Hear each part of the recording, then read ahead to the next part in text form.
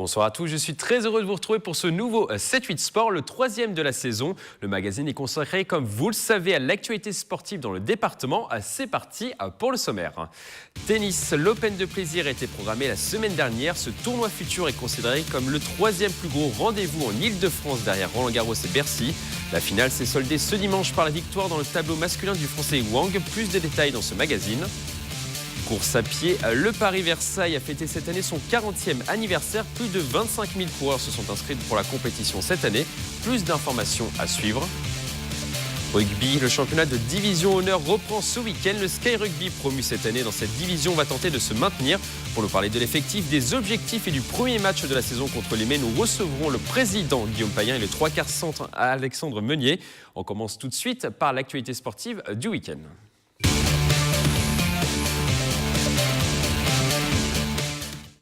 Du tennis pour commencer ce magazine. La semaine dernière, le Tennis Club de plaisir a organisé la 27e édition de son tournoi futur. À la clé, une dotation de 25 000 $. Plus de 600 joueurs et 5 000 spectateurs ont répondu présent. Un montage de Xavier Jalin. C'est le troisième plus grand tournoi de tennis en Ile-de-France. La 27e édition de l'Open de plaisir se déroule jusqu'au 24 septembre au Tennis Club de la commune. Cette année, plus de 600 joueurs venus de toute l'Europe s'affrontent sur les courts. Les matchs sont très disputés. Les joueurs vont gagner quelques points ATP qui vont leur permettre de faire des tournois Challenger demain et peut-être demain des grands chelems. Donc tout ça, c'est une évidence. Et c'est pour cette raison que ce tournoi me plaît bien. C'est le sport de haut niveau qui a son visage naturel, si je puis dire. Avec sa dotation à 25 000 $, le rendez-vous est intégré au futur, la 6e catégorie des tournois de tennis. Déjà, on a des arbitres, on a des juges de ligne. Après, c'est un futur, on a des changements de balles, on a des serviettes, on a des bouteilles d'eau. On est un peu comme sur un mini Roland ou un mini Bercy, quoi. C'est vachement sympa et on est considérés comme des très bons joueurs, donc ça fait toujours plaisir. Sur le plan sportif, le tournoi est réputé pour faire éclore des talents. L'événement a révélé de nombreux professionnels tricolores. C'est quoi? C'est les futurs champions de demain. Les Tsonga, les Mahut, etc. Les Liodra et compagnie sont passés par là. Donc nous avons les futurs champions de demain. La future pépite du tennis français se trouvait peut-être sur les courts pendant cette édition. Les 5000 spectateurs présents pourront peut-être s'en vanter dans quelques années. Et le tournoi de plaisir s'est clôturé ce dimanche 24 septembre par la finale du tableau masculin. Le Français Antoine Wang, 21 ans, tête de série numéro 6, a remporté la finale contre le Hollandais Sichling, issu des qualifications. Après avoir perdu le premier set 4-6, le sportif tricolore remporte les deux sets suivants 6-3, 6-4. Un match à l'image de cette 27e édition qui a été très disputée sur les cours de plaisir. On écoute le président du club, Charles Giordano, au micro de TV78. Je ne veux pas commencer à citer les noms, mais vous avez une finale exceptionnelle avec le Néerlandais qui a été 57e mondial et puis notre espoir national, le petit Wang Antoine. Donc nous assistons ici à une finale aussi d'un très très bon cru et franchement je suis ravi. Chez les filles, Ségolène Berger, ex-180e mondial, 35 ans, s'est imposée contre Ménacère 6-3, 6-2. En finale, un mot de course à pied à présent avec la mythique course Paris-Versailles, la compétition qui relie la Tour Eiffel à la Cité Royale fêtée cette année, son 40e anniversaire. Au total, 25 000 courageux se sont inscrits pour ce 16 km. Les images sont signées Patrick Jacques de Dixmude. Dimanche 24 septembre, 10h, 25 000 concurrents ont pris le départ de la 40e édition du Paris-Versailles. Au niveau du tracé, pas de changement en 2017. Ce 16 km relie comme chaque année la Tour Eiffel à la Cité Royale, en passant par Meudon et la redoutable Côte des Gardes. Peu importe l'allure à laquelle on va, on est toujours en difficulté dans la Côte des Gardes. Parce qu'on perd un peu de vitesse, après il faut relancer. Mais c'est une super course, un super parcours, des supporters géniaux, donc moi j'ai adoré. Cette course, elle est à part, c'est une classique, elle est à part de toutes les autres parce que c'est une course de ville et à la fois on passe en forêt, on a de la côte, on a du dénivelé. C'est la meilleure course parisienne pour s'entraîner et pour faire des performances. Chez les garçons, l'Éthiopien Getine Gedamou remporte cette 40e édition. Il réalise un temps de 52 minutes et 50 secondes. Le premier Français Thierry Guilbault termine deuxième en 53 minutes et 12 secondes après avoir mené une grande partie de la course. Toujours déçu de faire deuxième, mais voilà. Déjà en arrivant ici, je ne pensais pas faire deuxième. Il est plus fort, faut l'accepter. Mais je suis très heureux d'avoir fait deuxième derrière un Éthiopien, c'est bien, c'est très bien. L'Éthiopie réalise le doublé avec la victoire de Shaltou Dida Negassa en 58 minutes et 13 secondes chez les féminines. La sportive devance la Française Garance Blo de près de 2 minutes. Je suis absolument ravie et c'était pas un objectif, donc c'est une super surprise. Rendez-vous l'année prochaine pour une 41e édition. La compétition devrait une nouvelle fois attirer 25 000 concurrents selon les organisateurs, ce qui fait du Paris-Versailles l'une des courses les plus suivies en Île-de-France.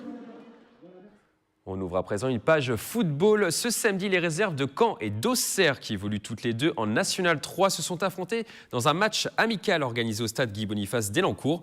L'occasion de voir notamment à l'œuvre l'ancien élancourtois François-Xavier Foumou Tamouzo, aujourd'hui joueur professionnel chez les Bourguignons à 22 ans. Notre journaliste Patrick Jacques de Dixmude est monté dans les tribunes pour recueillir les réactions. En fait, c'est un petit jeune qui a commencé dans le football avec mon frangin, mon petit frère. Et voilà, depuis on le suit et puis on apprécie ce qu'il fait, quoi. Écoutez, c'est époustouflant. Des fois on a la chance d'aller voir les matchs à Auxerre et franchement, avoir suivi sa carrière et pouvoir le voir du haut des gradins, franchement c'est extraordinaire. Je viens de la Seine-et-Marne et quand on n'a pas souvent le temps de le voir, pour le voir, il faut se déplacer jusqu'à Auxerre. Pour une fois qu'il joue en Île-de-France. En fait, je l'ai connu avec les jeunes. Il jouait avec mon fils, tout ça, dans la même équipe, donc je le suivais sur ces matchs. Donc forcément, ça fait plaisir. Le match s'est terminé par un score de parité, 1 but partout entre les Canets et les Auxerrois. On continue à parler de football. On jouait ce week-end le 4e tour de la Coupe de France. Parmi les principaux résultats du département, le club de Versailles qui évolue en National 3 s'est facilement imposé 3-0 à l'extérieur contre le club d'Igny, une équipe de R4. De son côté, le FC Mantois 78 a réussi à venir à bout de Palaiseau 2-1 après prolongation. Poissy a également eu besoin d'une prolongation pour s'extirper du piège tendu par Épinay ce dimanche. Le score est digne d'un match de tennis 7-5. Enfin, les Mureaux sortent par la petite porte contre Parisis. Ils ont été défaits 1-0. Le tirage au sort aura lieu cette semaine. Il y avait également du handball ce week-end avec la 2e journée du championnat de National 2 féminine. Après un bon nul à l'extérieur en ouverture contre le PSG, l'équipe de Montigny-le-Bretonneux a lourdement chuté sur son terrain contre Hasbrook ce samedi 23 septembre. Le score est sans appel, 29-23. Au niveau du classement, les Illy-Montaigne pointent à la 10e place sur 12 équipes avec 3 petits points. En rugby, Plaisir n'y arrive toujours pas en Fédéral 2. Après une première défaite initiale contre Bobigny, les Plaisirois devaient se ressaisir lors de la 2e journée du championnat. Mais les joueurs de Sébastien Roncalli se sont inclinés contre Drancy à l'extérieur ce week-end sur le score de 57-21. Une défaite qui fait mal au classement. Les Plaisirois sont avant-derniers de cette Fédéral 2 avec 0 points inscrits pour le moment et une différence de moins 66. On continue à parler de rugby. On va descendre de 2 divisions pour rejoindre le championnat honneur. Le Sky Rugby est remonté dans cette division 3 ans après l'avoir quitté. Ils débutent leur championnat ce dimanche contre Mantes-Limay. Pour prendre la température à l'aube de cette nouvelle saison, le président Guillaume Payen et le 3/4 centre Alexandre Meunier sont avec nous en plateau. Bonsoir. Bonsoir. Alors Guillaume, le club est en ébullition, on peut le dire, à quelques jours de cette nouvelle saison. On peut le dire, on va le dire, c'est plaisir. On est très content de reprendre, effectivement, ça fait 3 ans qu'on était en promotion honneur. Je parle pour les seniors et effectivement, on a bien bossé pour remonter en honneur, on a bien mérité notre montée. Donc maintenant, à nous de montrer qu'on est bien en honneur et que tout va bien se passer. On a travaillé pour ça en tous les cas depuis le début de la saison. Vous avez mangé un petit peu votre pain noir, on peut le dire, pendant 3 ans. C'était, voilà, vous vouliez absolument remonter et disputer ces matchs de division honneur. Oui, tout à fait. C'était l'objectif du club depuis que les coachs païens sont arrivés. Ils ont directement annoncé leurs ambitions. C'était de revenir en honneur, voire plus tard dans les années à venir, pourquoi pas atteindre la Fédérale 3. On y est enfin cette année. On va tout donner pour. On va essayer de s'accrocher. Tout est prêt vraiment pour faire une grosse saison. Quels sont les objectifs déjà du club ? L'objectif du club, Alex vient de le dire, c'est de monter au niveau fédéral. Parce que ça a un impact sur tout le reste du club, pas seulement sur l'équipe senior. Maintenant, pour monter au niveau fédéral, il ne faut pas juste une équipe avec 15 joueurs, il faut qu'un club monte au niveau fédéral. Et donc ça part des tout petits, des moins de 6 ans jusqu'aux seniors. Effectivement, et toute la dynamique qu'on essaye de mettre en place depuis 3 ans, si on veut vraiment réussir au niveau fédéral, il faut que tout le club progresse. Donc on travaille pour ça et les seniors là, pour l'effectif, là, ça fait depuis fin août, on est à fond pour enfin jouer dimanche notre premier match de division d'honneur. Et justement, comment vous avez géré l'intersaison ? C'est un moment délicat forcément pour un club. Est-ce que vous avez voulu conserver les joueurs qui vous avaient emmené jusqu'à la montée ? C'était ça l'objectif ? même sans monter les autres années, l'idée c'est que effectivement tout le monde reste et parce qu'on travaille, donc on construit les choses et si on a d'autres nouveaux joueurs qui arrivent, c'est super, c'est très bien, mais il faut prendre du temps aussi pour les former, pour construire bien les choses et que si on garde tout le monde et qu'on greffe dessus quelques juniors, ce qui est le cas cette année, et quelques joueurs qui arrivent de l'extérieur, et forcément ça va forcément améliorer le groupe et donc on est content parce que le noyau dur il grandit année après année, donc voilà, la première année on était tout le temps 25 en entraînement, deuxième c'est 30, troisième c'est 35 et puis là on continue à grandir, donc ça se passe très bien. Ça va être des choix cornéliens pour les coachs. Ouais, c'est très bien. C'est très bien. très bien. Alexandre, comment ça se passe au niveau du vestiaire, cette nouvelle saison ? Est-ce que vous êtes stressé ? Est-ce que vous avez envie d'en découdre ? Est-ce que vous y allez avec beaucoup de motivation ? Ouais, beaucoup de motivation. On a chargé pendant 5 semaines, là, on a mangé des entraînements, quitte à manger 3 fois par semaine des entraînements. Donc là, on est vraiment impatient. On a envie d'en découdre dimanche. On sait que ça va être dur, ça va piquer. Maintenant, je vais reprendre une petite dédicace des coachs. Ils n'arrêtent pas de nous le dire. On va remettre nos bases. On va être fort sur nos appuis. On va engager l'épaule. Et puis, on va tout donner. Maintenant, on sait que dimanche, c'est un gros morceau qui arrive. Et va falloir s'envoyer, quoi. Vous parliez d'entraînement. Ouais. Est-ce que cette préparation est peut-être la pire, la plus conséquente que vous ayez connue au club, au Sky Rugby ? C'est une des plus grosses depuis que je suis arrivé.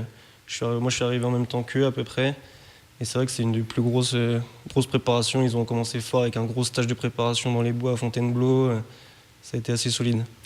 Alors, il y a une nouvelle problématique qui va se mettre en place cette saison. L'année dernière, vous n'avez perdu que 2 matchs, si mes chiffres sont bons.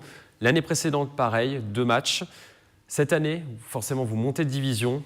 Vous allez avoir plus de mal, à mon avis, à gagner des rencontres. Est-ce qu'il faut se préparer psychologiquement à perdre, tout simplement, Guillaume Payen ? On va essayer de ne pas se préparer à perdre, ni psychologiquement, ni sportivement. Après, oui, on fait l'hypothèse qu'on a de moins de chances de gagner tous les matchs cette saison que les saisons passées. Maintenant, on part un peu dans l'inconnu, c'est-à-dire qu'on ne connaît pas très très bien le niveau du championnat honneur. On sait ce qu'on est capable de faire, on sait que le groupe il est construit, Alex en parlait depuis 5 semaines, il est construit depuis 3 ans, et particulièrement depuis 5 semaines pour être prêt à tout. Donc on n'est pas du tout inquiet là-dessus, on est prêt à tout, à gagner surtout, et s'il faut perdre, on retournera le dimanche d'après avec grand plaisir, marquer des points au championnat. L'objectif, c'est vraiment de pérenniser le club à ce niveau-là. Oui, tout à fait. Pas faire l'ascenseur. Exactement. Ni monter en fin de saison. S'il y a une montée en fin de saison. S'il faut, on ne va pas se gêner. Hein. Il y a ce premier match contre Mantes-Limay qui arrive du coup ce week-end. Ouais. Qu'est-ce que vous visez sur ce premier match, Alexandre ? La victoire. La victoire ? Ouais, on veut rester invincible à la maison. Donc de toute façon, on n'a pas le choix. On sait que ça va être compliqué après en se déplaçant. La semaine d'après, on va à Cergy-Pontoise. On sait que c'est un autre gros morceau. Donc dans tous les cas, on est obligé de gagner ce week-end. Sinon, on va commencer à tergiverser. Mieux vaut gagner d'entrée. Surprendre un peu tout le monde de la poule qui nous attend peut-être pas à ce niveau. C'est une équipe que vous connaissez ou pas du tout, Guillaume ? Pas du tout. On connaît très peu d'équipes dans cette poule, très très peu. Et même celles qu'on connaît, on les connaît parce qu'on les a jouées il y a 3 ans, donc ça a dû tourner aussi. Nous, on a un peu changé, eux, ils ont dû changer aussi. Et surtout, on commence, c'est-à-dire, Alex le disait, on commence par il y a quand même un classement par rapport aux résultats de la saison passée, et on attaque par les 2 équipes les mieux classées de la poule. Non, on part tous avec 0 points, mais qu'on fait le meilleur classement en championnat Île-de-France l'an dernier. C'est pas forcément l'idéal pour vous. Si, on y va tranquille, on est chez nous, on est content d'être chez nous et de pouvoir rattaquer à Maurepas. On invite tout le monde à venir voir le match parce que ça va être un gros match dans tous les cas, peu importe le score, et on sait qu'on sera présent et que je pense que les téléspectateurs sont les bienvenus, les spectateurs surtout. Dernière question, un pronostic sur cette rencontre ? Après, je vous laisse. Je laisse Alex parler. Franchement, c'est dur. Non, c'est dur, je peux pas. Une victoire ? Oui, victoire. Bon, on vous le souhaite en tout cas. Merci à tous les 2 d'être passés sur ce plateau. Je le rappelle pour les téléspectateurs, le prochain match est programmé ce dimanche à 15h au stade du Bois-des-Clos à Maurepas. Je ne me trompe pas, Guillaume ? Très bien. Très bien. Un mot de cyclisme à présent. David Lapartien, que vous voyez à l'écran, est devenu le 3e Français président de l'Union cycliste internationale. L'homme de 44 ans a obtenu 37 voix contre 8 pour son rival, le président sortant, le Britannique Brian Cookson. Auparavant, David Lapartien était notamment le président de la Fédération française de 2009 à 2017. Il avait son bureau au Vélodrome national de Saint-Quentin-en-Yvelines jusqu'en début d'année et son départ de la FFC. Événement exceptionnel à Versailles, un cours de yoga géant, une discipline qui mêle gymnastique et spiritualité a été donnée dans l'orangerie du château. Près de 800 personnes ont participé à cet événement organisé pour récolter des fonds en faveur de l'association Mécénat Chirurgie Cardiaque. Les images sont signées du très zen Patrick Jacques de Dixmude.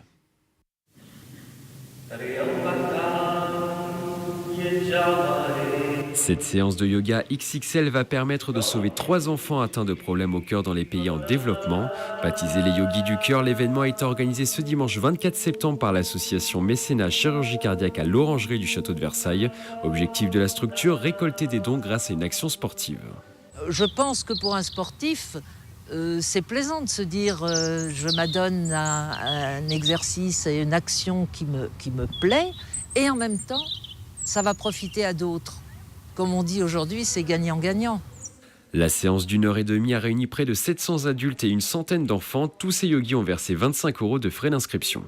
Peu importe la séance, on vient pas tant pour faire le yoga, plus pour partager ce moment et c'est sponsoriser le mécénat du cœur. Oui, c'est un rendez-vous important parce que c'est un moment de partage et qu'on sait que c'est pour la bonne cause et dans un lieu extraordinaire. D'autres yogis du cœur sont organisés dans les grandes villes françaises. Le prochain rendez-vous en Île-de-France est programmé le 17 décembre prochain au Palais des Congrès de Paris. Je vous propose à présent de découvrir un sport peu connu du grand public français, le padel. Ce sport d'origine sud-américaine ou plutôt Amérique centrale est ultra populaire en Espagne et il compte aujourd'hui plusieurs milliers d'adeptes en France. Pour nous parler de cette discipline, le responsable du Padel Club de Bois d'Arcy, Mélik Berassian, est avec nous. Bonsoir. Bonsoir. Alors rapidement, Mélik, quelles sont les règles du padel? Alors le padel, c'est un sport qui se joue à 2 contre 2. On est sur un terrain qui est entouré de vitres et de grillages, qui fait 20 mètres de long, 10 mètres de large, séparé par un filet. Et le but du jeu est d'envoyer la balle dans le camp adverse, qu'elle retombe sur le sol. Et les adversaires doivent la renvoyer dans le terrain opposé de plusieurs façons, soit de voler comme au tennis, soit après le rebond sur le sol, soit rebond sol, puis vitre ou paroi latérale. Soit même, on peut aller jusqu'à taper dans les vitres du fond pour l'envoyer dans le terrain adverse. Donc c'est un sport qui nécessite du coup une raquette, comme au tennis. C'est semblable au tennis ou plus à la pelote basque quand on voit les rebonds sur les parois par exemple?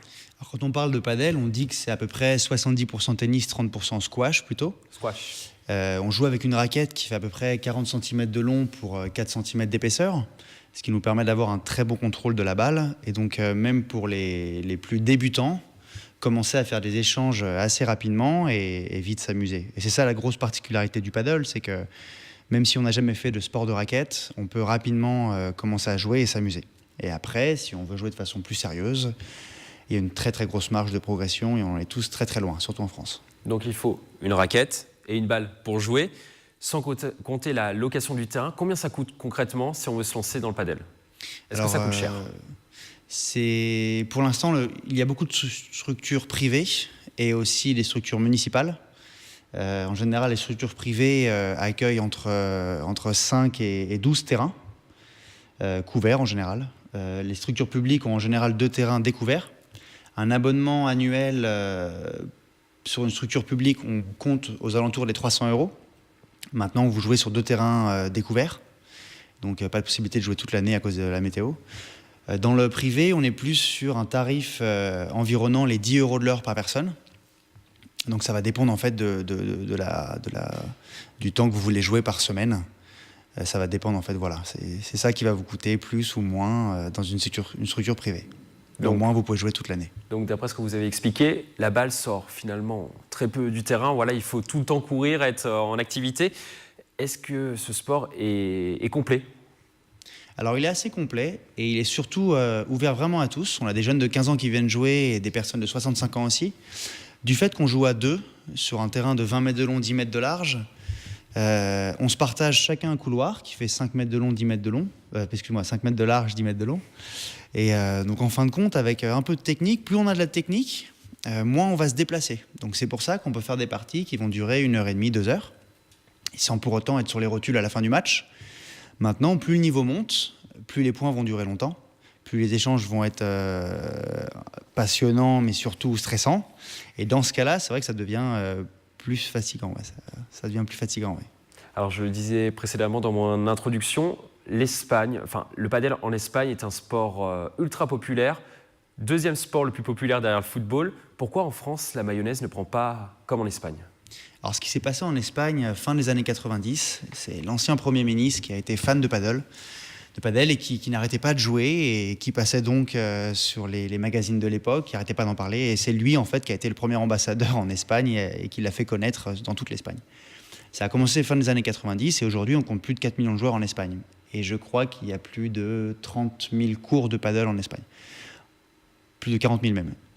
En France, on n'a pas eu encore de grand ambassadeur. La Fédération française de tennis a récupéré le padel et le gère depuis à peu près 2 ans et demi.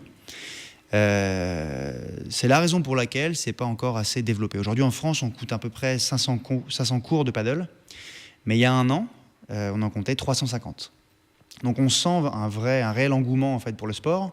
Il y a de plus en plus de joueurs. Pareil, fin 2015, on comptait 15 000 joueurs de padel. Aujourd'hui, on en compte à peu près entre 20 et 25 000. Donc il y a une progression. Nous-mêmes au club, quand on a ouvert il y a 1 an et demi, on avait à peu près 30 joueurs de paddle le premier mois, et aujourd'hui on a à peu près entre 150 et 200 joueurs qui viennent jouer. Vous sentez un engouement même dans votre club qui a ouvert en 2016, hein, c'est ça, si exactement, je ne me trompe pas. Ouais, qui a ouvert en 2016. Vous sentez l'engouement qui arrive dans votre club? On sent l'engouement parce que les joueurs qui sont venus jouer en 2016 continuent de jouer en 2017, pour la plupart d'entre eux. Et ces derniers mois, on a chaque mois à peu près des nouveaux joueurs qu'on intègre avec nous, avec qui qu'on fait jouer, qu'on mélange avec des niveaux parfois différents, parfois homogènes.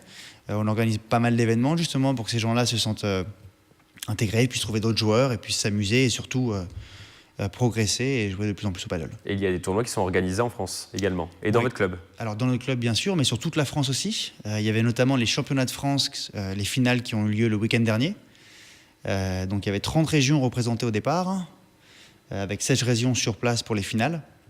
Et d'ailleurs, c'est les régions du Sud, Midi-Pyrénées, qui ont gagné, parce que eux, du fait qu'ils sont plus proches de l'Espagne, connaissent le paddle depuis plus de temps que nous et peuvent jouer depuis plus longtemps. Donc ils ont des meilleurs joueurs que nous encore aujourd'hui, mais peut-être que ça va changer dans peu de temps.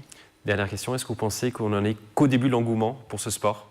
Je pense réellement que c'est un sport qui va rester. Je ne pense pas que c'est un effet de mode. Donc oui, je pense qu'on est au début de l'engouement. On verra ça dans quelques années, dans quelques mois. Merci Mélik d'être venu sur ce plateau pour parler du padel. On vous souhaite évidemment que ce sport se développe encore plus dans les prochaines années.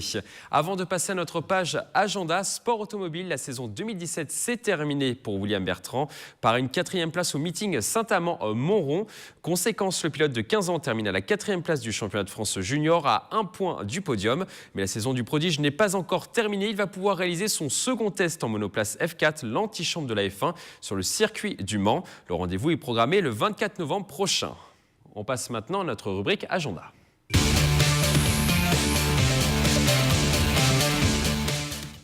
On commence cet agenda par de la boxe. Le Verrérois Ahmed El Moussaoui va monter sur le ring le 14 octobre prochain à 19h30 au Zénith de Paris. Le sportif de 27 ans combattra contre l'Américain Jonathan Rice dans la grande soirée La Conquête, grand rendez-vous de cette fin d'année en France. Il boxera en 12 rounds pour remporter un titre continental. Comme vous pouvez le voir sur ces images, il est en pleine préparation. Après 30 combats, Ahmed El Moussaoui compte 26 victoires, 1 nul et 3 défaites. Son adversaire n'a lui fait que 10 combats et a remporté à 7 victoires. On termine par du cyclisme. Un peu moins d'1 an après l'incroyable record de Robert Marchand, 105 ans sur la piste du Vélodrome national de Saint-Quentin en Yvelines. Un autre senior va tenter de repousser les limites du corps humain dans l'enceinte sportive. Jeannette Augusto, 80 ans, originaire de Vesoul, se lancera sur la piste ce samedi 30 septembre pour établir un record du monde de l'heure féminin des plus de 80 ans. La sportive portera pour l'occasion le maillot de l'EC Vélizy 78 devant le public. 47 ans après avoir réalisé pour le club le record de France sur piste du 500 mètres départ arrêté, Jeannette espère réaliser une moyenne de 28 km/h pendant son record. Pour cela, elle s'entraîne tous les 2 jours en réalisant des séances entre 45 et 50 km. C'est la fin de ce 7-8 Sport. Merci de l'avoir suivi. On se retrouve lundi prochain pour un nouveau numéro. D'ici là, passez une excellente semaine sportive sur TV78.